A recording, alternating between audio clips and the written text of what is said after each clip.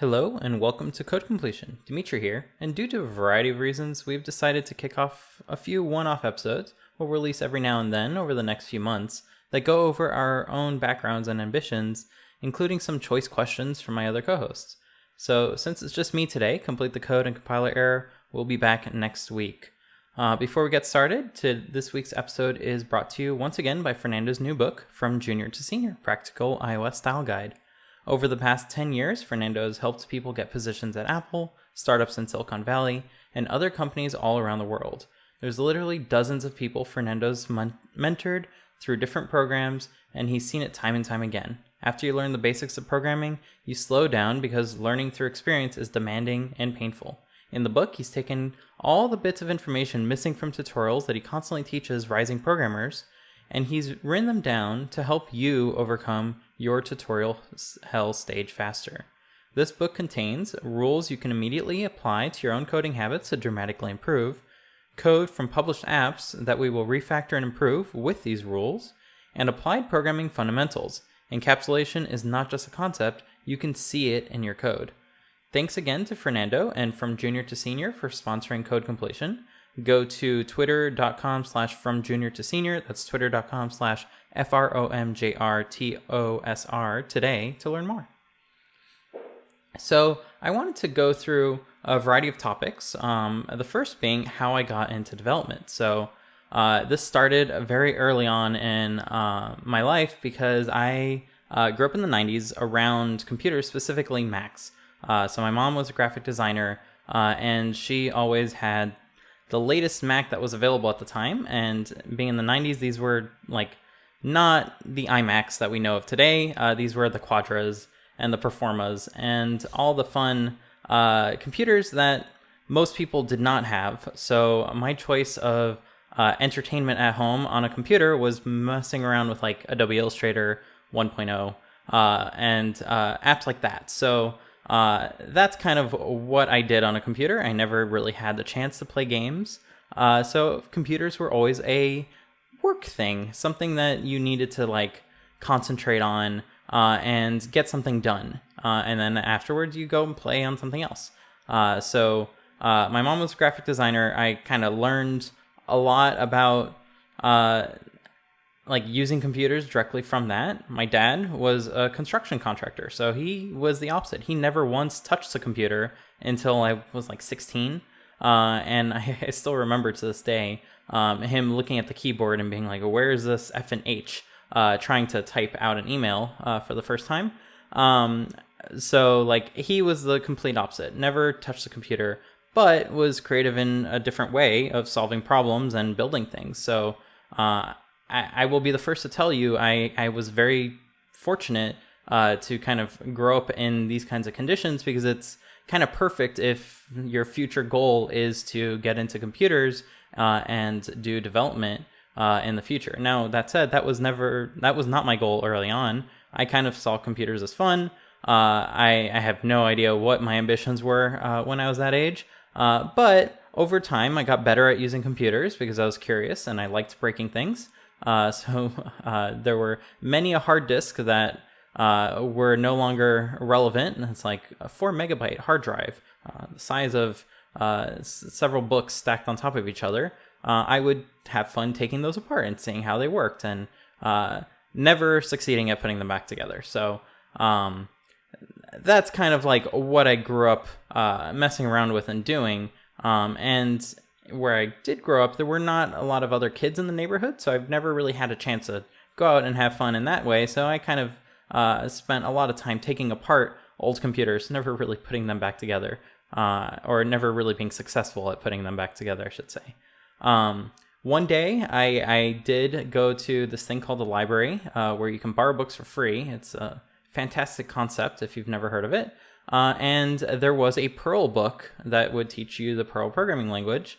And like, I didn't know that you could build your own software. Like I thought someone at Adobe designed Illustrator by thinking up every single drawing that was possible and then cramming it in a piece of software, which is silly when you think about it now. But that's how I thought Illustrator worked. It just kind of picked from all the possibilities that it was pre-programmed to kind of give you. I didn't really know how the whole development worked under the hood. So this Perl book kind of opened my eyes and let me try being a programmer for the very first time. So I must have been like 8 or 9 at the time.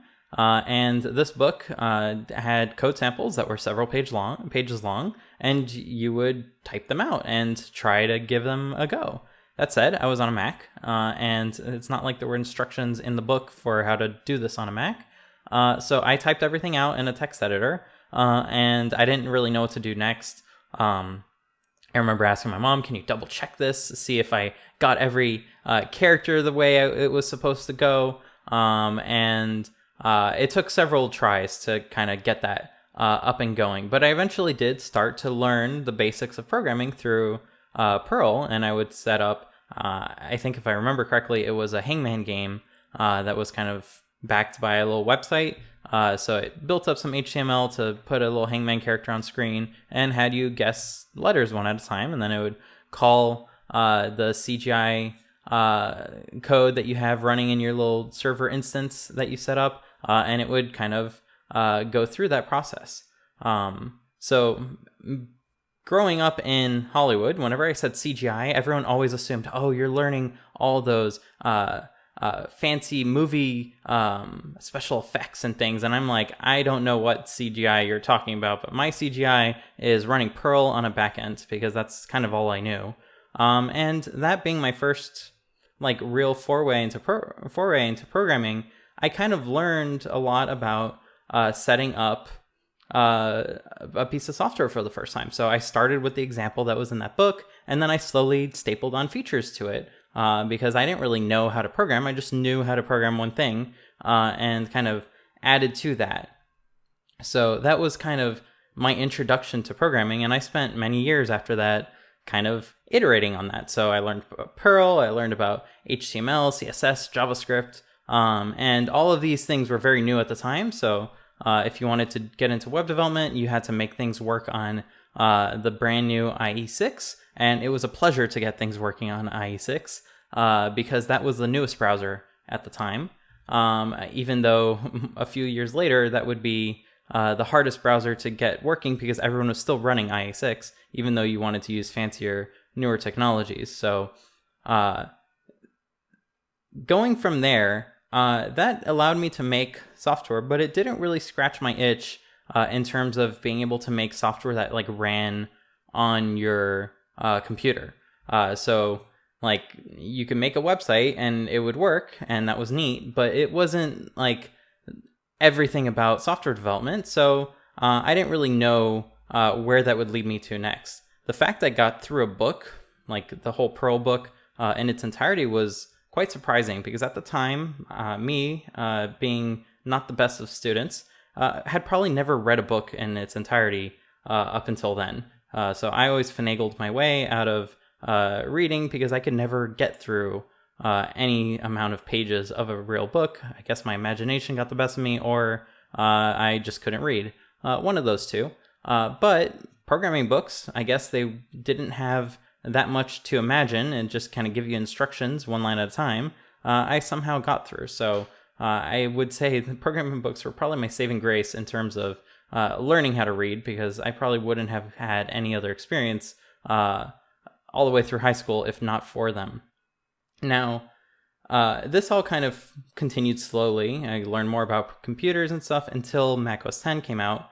And these were the early betas, CDs of Mac OS X. So your computer that you bought from Apple would still come with Mac OS 9, but you'd get a CD that said, here's a preview of the next generation operating system. And we played around with those. We kind of went back and forth, gave it a try, saw what worked and what didn't. But it wasn't until like 1 or 2 years after that that I discovered that on one of those CDs was a set of software called Project Builder and Interface Builder, where you could go ahead and start designing like a real application that would run on the computer directly. So I kind of started messing around one day when I was bored during summer vacation using this interface builder thing, and I was like, oh, this is so cool. You can just drag a window and then drag buttons onto that window and drag and drop and build out an interface. Now, I didn't know there was no Xcode yet. That was a year away. It was Project Builder, and I didn't know what Project Builder was. I just kind of was digging around this DVD, and there was an interface builder on there, and I was like, this is cool, this is all I need. And it was kind of surprising how much you could get working with just interface builder. You can right click and drag and drop between elements to connect them, so a slider could directly influence a text field, and you can see the value inside that text field.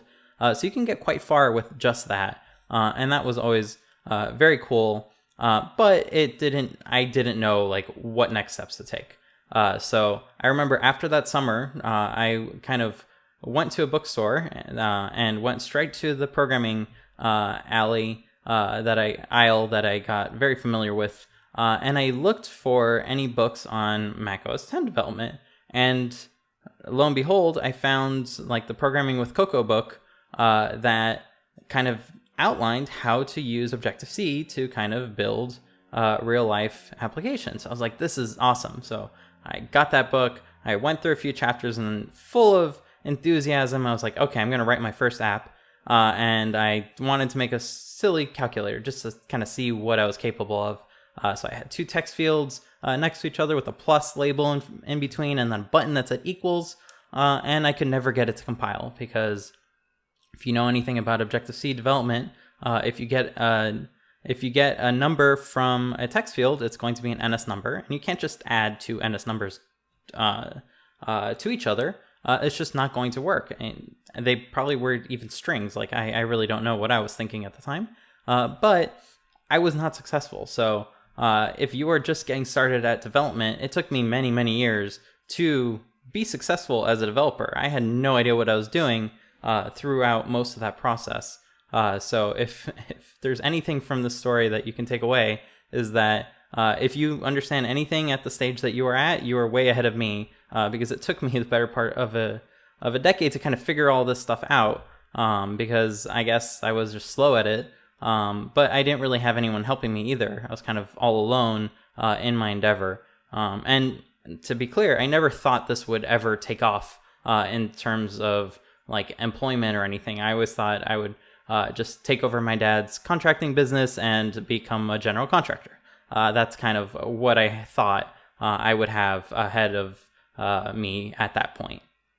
Now, of course, I practiced at it. I got better at it. I started making little things. And I remember, I think it was macOS 10.5, so Lion, if I'm remembering correctly. That was the release that had LayerKit, better known as Core Animation, come out. So this was still before the iPhone. And I remember I watched the WWDC keynote, because the videos were available only via DVD or VHS to ADC Select members, which I was not. I was a kid. So I somehow managed to get the beta for that, installed it on my mom's computer when she wasn't paying attention, and there I had Core Animation to play with, and I was like, this is really neat. You can make animations and present different things on screen and be super fluid and have all that work really well together. And I kind of started making a lot of things with that. So around the same time, I was also getting really into Japanese culture. So there was a podcast I was listening to called Japanese Pod 101. And it was kind of like a daily 10-minute podcast that kind of went over a small amount of the Japanese language. So I was a really avid fan of that podcast. So I decided, let me make an app that allowed you to subscribe to that podcast and listen to the episodes and see the show notes and all that. Something a little better than iTunes that was specific for that podcast. So I put that together, and I got to know the people behind the podcast, and that opened all sorts of doors in that process.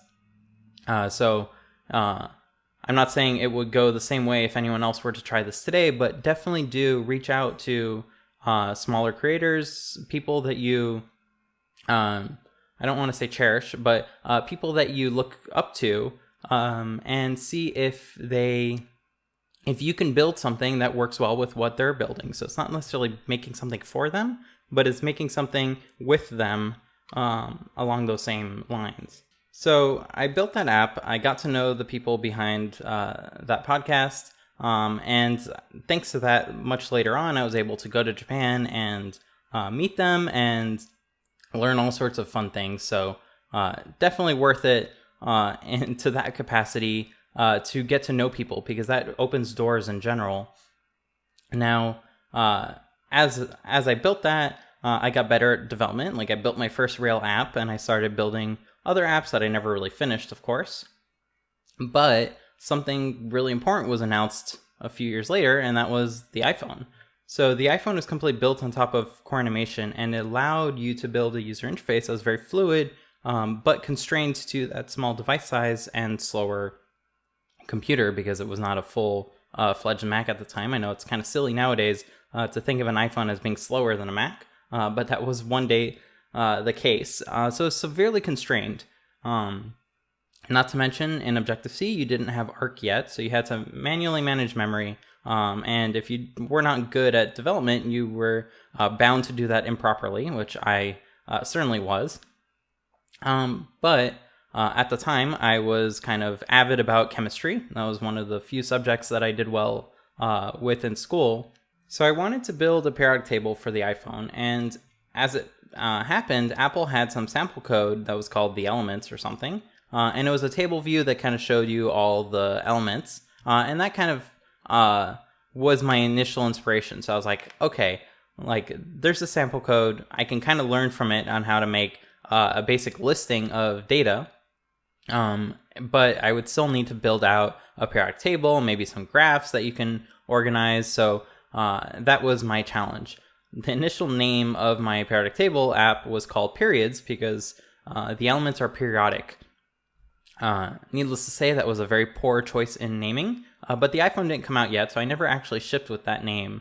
I did, however, not owning an iPhone myself, meet a lot of people that were interested in testing this on their iPhones that they put the beta on, because before the App Store was a thing, you could go ahead and test things out for development. So I ended up meeting a lot of people because of my poor naming choice, and reaching out to the unofficial Apple weblog saying I'm working on a periodic table app, and other people were able to test it. So I was able to rapidly improve on the app I was making, and even though the interface was super cruddy at the time and had a ton of like visual glitches and things, I was able to slowly put something together. And one day, I think one of my beta testers said, these tiles that you have on the periodic table, they kind of remind me of mints, so wouldn't elements be such a good name? And I was like, that is perfect. So that became the name of my very first app. Now, it didn't launch right when the App Store launched. It launched a few weeks or months later, I think on October something. I don't remember off the top of my head. But it was that first year of iPhone OS 2 when the iPhone 3G just came out. So I launched my app.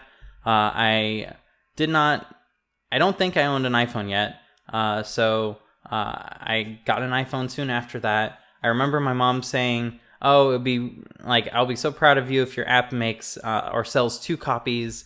And I think I set it at $5 to download and buy. So I was very surprised when I learned that in the first day it sold a few more than 2 copies, and during the first few months, Apple had actually featured it because I was continuously improving it, making it not look as hideous, and learning through that process of how to make a well-designed app. And Apple actually featured it. And back then on the App Store, a feature was the main screen of the App Store, and your app was just there for a week. So needless to say, that brought in a lot of downloads, way more than I, 16 at the time, was ever thought I would get. And that kind of solidified in my mind that I could become a developer and make software for a living. I remember a few years before that point, I remember seeing Pixelmator report that it made its first $100,000, and I was like, $100,000, that's so much. Like, I wonder if anything I make could ever make that amount of money. Now, Elements never did, but I didn't know that a regular software development job, like, that is the going salary for it. So not knowing all those pieces, I kind of fell into software development kind of by accident in that whole process. So through my last few years of high school, I was just developing an app and making way too much money that a 16, 17-year-old should make. especially if they were not accustomed to ever spending or buying things. They kind of like I made poor choices, needless to say.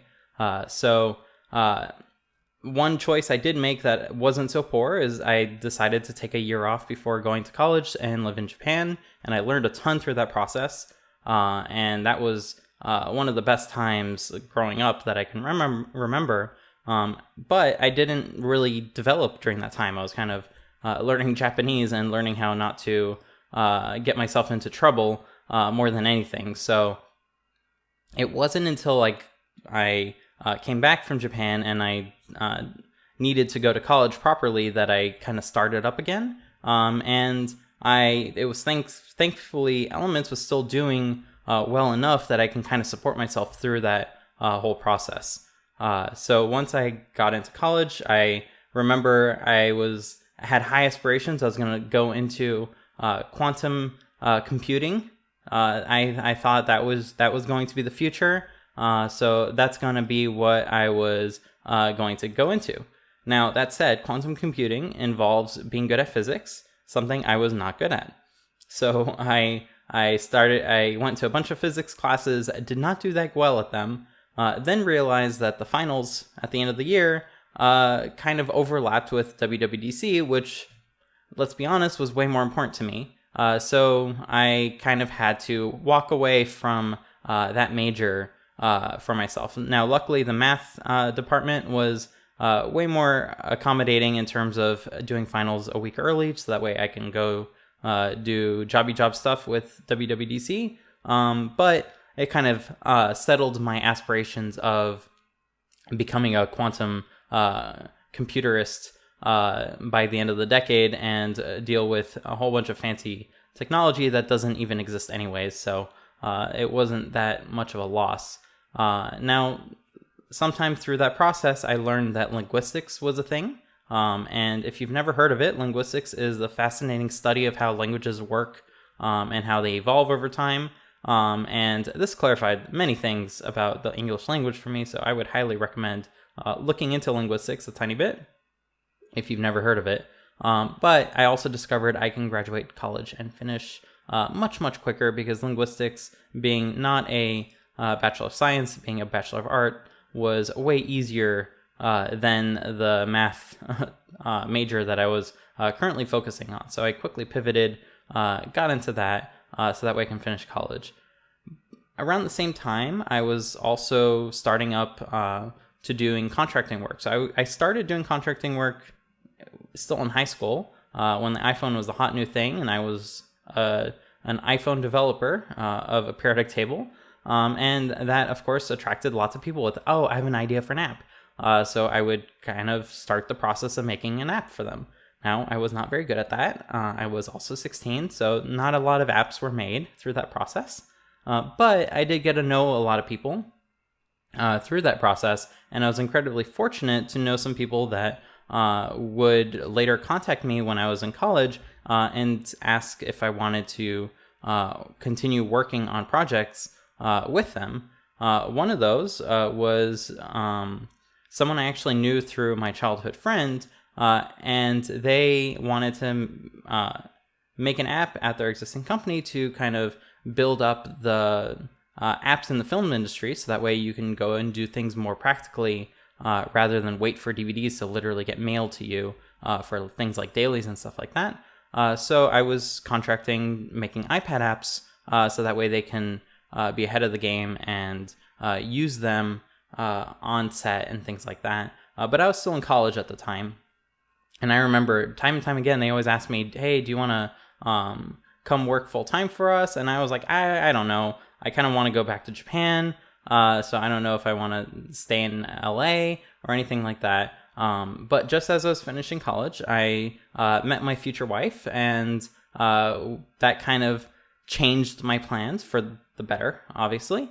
And although I didn't end up going to live in Japan, we did go to Japan several times after that, so I got my fill of that. I also ended up getting my first full-time software position, and that was kind of my introduction to no longer contracting, but to kind of work at iOS full-time, and I still have that job to this day. So just because that was not the first thing that I kind of jumped into, but because I also went and met a lot of people and maintained relationships throughout that, I was incredibly fortunate that that kind of became a thing that was available to me. And I always hear about juniors nowadays stressing over technical interviews and getting their foot in the door. Now, because I knew the people that were hiring me, I didn't go through all of that. So if you can, and this is incredibly hard, but if you can make connections with others and know people, then if they ever recommend a job to you, that job is yours.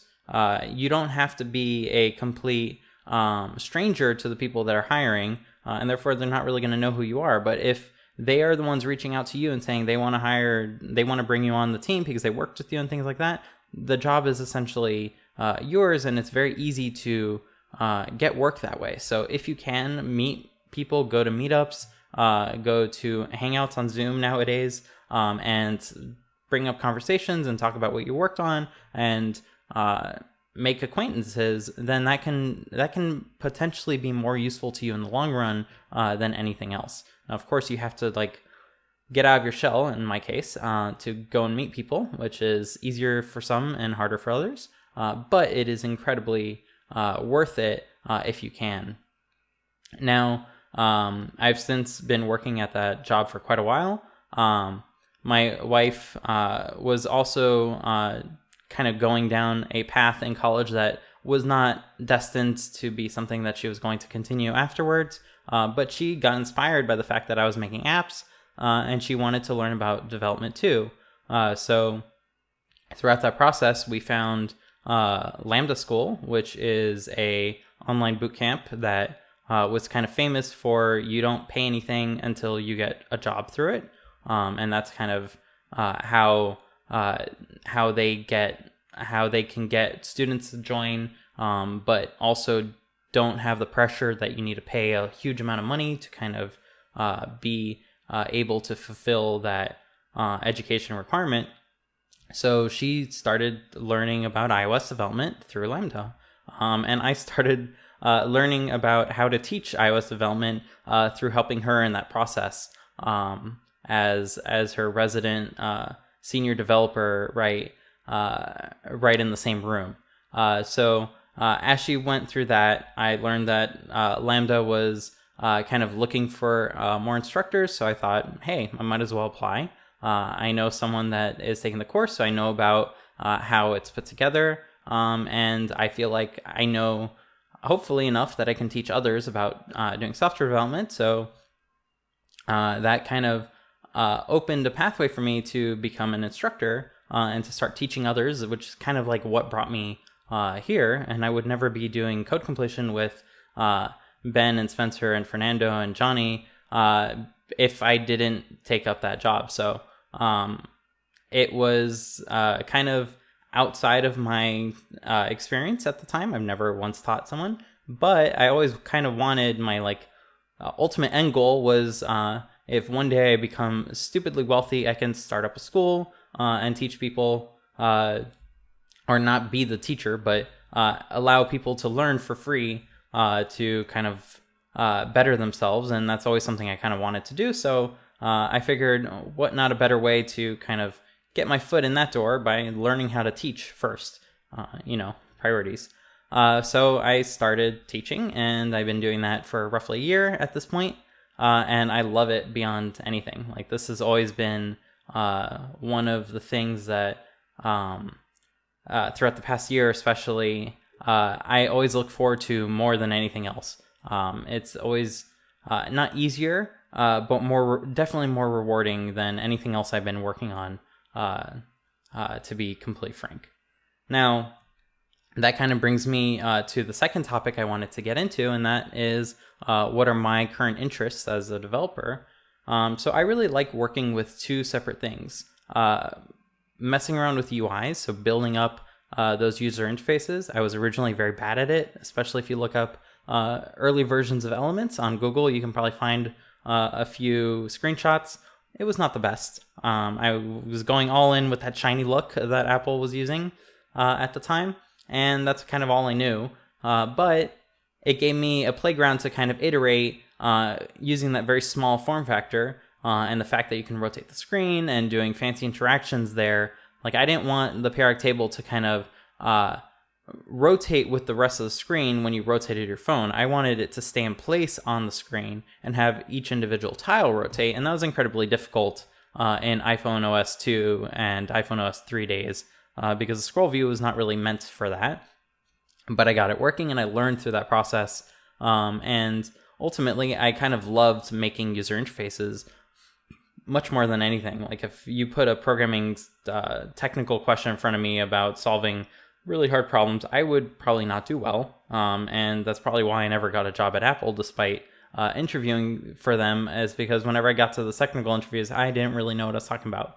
I taught myself programming, and I taught myself janky programming to best describe it. I didn't really know the terminology for things. I just kind of knew, hey, if you put these things together in this way, it works. So that's something I really like doing, and I don't unfortunately have much of a chance nowadays to do that a lot, especially in my regular job. But if I have an opportunity to do it, I kind of double down and kind of take it to the extremes a little, because I just genuinely like working on those aspects of app development. The second thing I'm really interested in now, lately is Vapor and server-side Swift and everything that's kind of going on in that space at the moment. So one thing that I'm really kind of fascinated by is FoundationDB, which is a database that Apple actually owns. And this is what they use to build CloudKit. It's completely distributed, and they touted themselves, like when FoundationDB was initially revealed to the world, that you can unplug the server and the whole cluster would be unperturbed by the loss of a fifth of your storage capacity, for instance. And that's because everything is massively replicated and kind of all self-managed. And I thought that was like really, really cool. So I kind of like building stuff with Vapor and server-side Swift and backing it by FoundationDB and kind of messing around in that space as much as I can.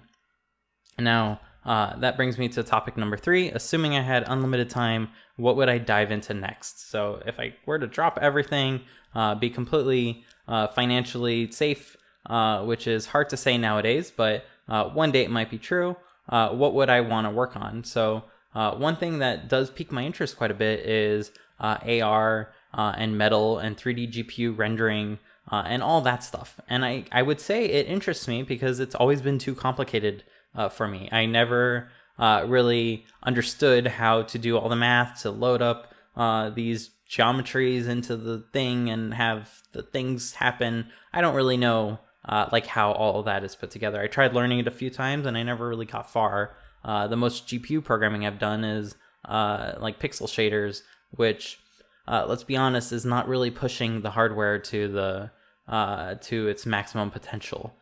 So that is something I would really like to get into. Like having AR glasses would be amazing. I have to wear glasses 24/7 anyways, so like I am fine with having computers on my glasses. A-okay with that. They just have to be useful. Otherwise, like, what's the point? So that is definitely something I would love to get into. Again, assuming I had the time. Now, I asked my fellow co-hosts if they had any specific questions for me, and Fernando had this joyful question. You can swap one feature from Swift and Objective-C. Which feature from Objective-C goes to Swift, and which does Swift give to Objective-C? Explain an iambic pentameter. So I didn't pay very much attention in poetry class. I could not memorize a poem if my life depended on it at the time. And those classes, like language classes, were always something I actually failed in, which is completely ironic considering I majored in linguistics. But like I remember dictation tests, I would get negative scores on those because I got so many wrong spellings for words that it just kind of pushed me into the negative region. So not the best student over here. And I don't know what iambic pentameter is. I think it's some poetry thing. So I'm going to ignore that for the most part.